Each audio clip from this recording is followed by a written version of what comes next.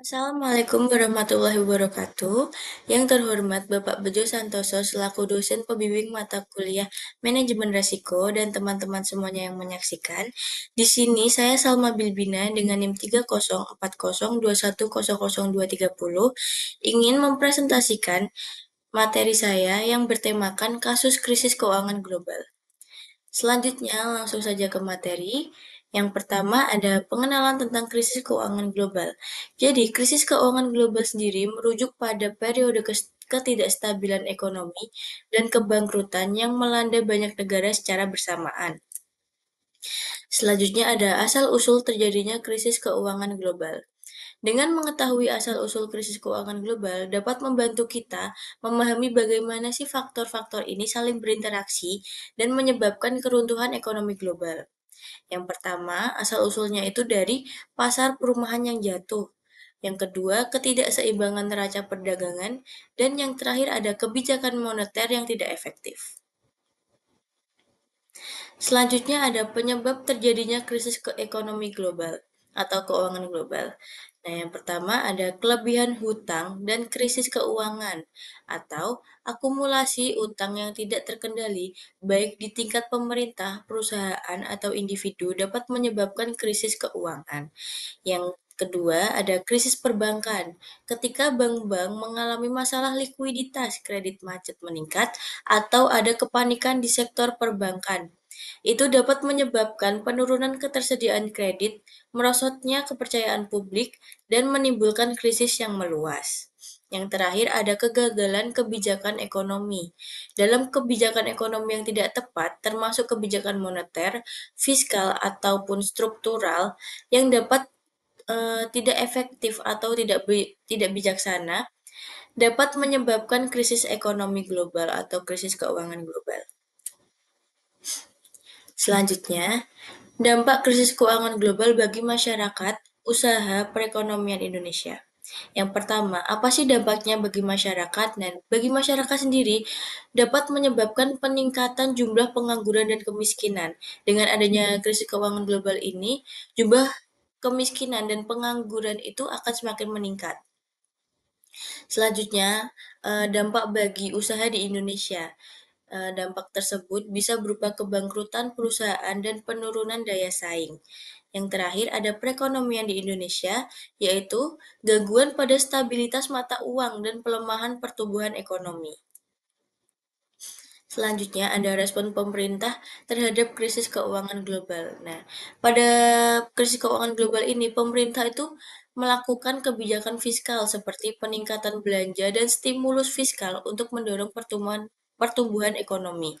Selanjutnya ada kebijakan moneter yaitu penurunan suku bunga dan pelonggaran kebijakan kredit untuk memperluas likuiditas perbankan.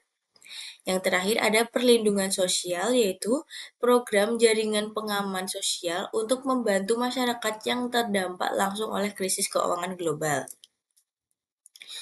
Selanjutnya, apa sih upaya pencegahan krisis keuangan global di masa depan? Nah, kita itu dapat mempertahankan sistem keuangan, membangun sistem keuangan yang kokoh dengan regulasi yang ketat dan pemantauan yang kuat. Transparansi dan tanggung jawab juga berpengaruh pada pencegahan krisis keuangan global, seperti halnya mendorong transparansi dan tanggung jawab dalam pemerintahan, perbankan, dan sektor keuangan lainnya.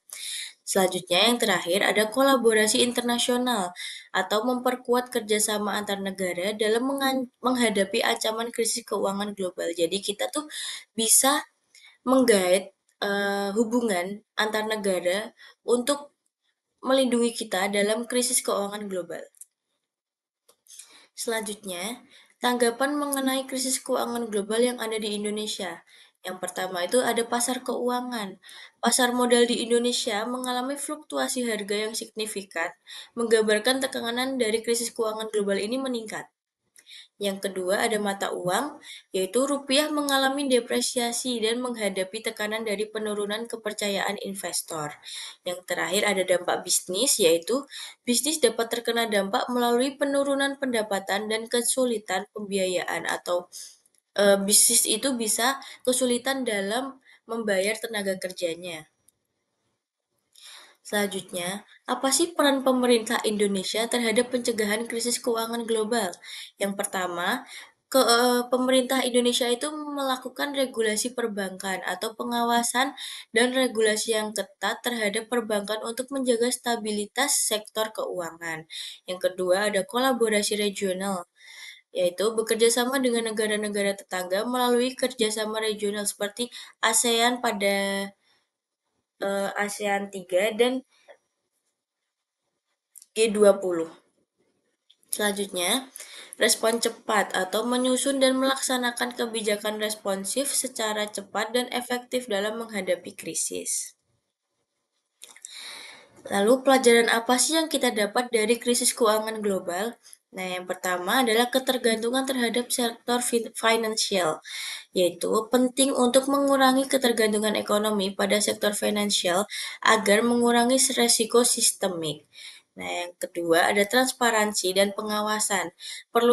Perlunya pengawasan yang ketat dan transparan dalam industri keuangan untuk mencegah perilaku spekulatif dan manipulatif.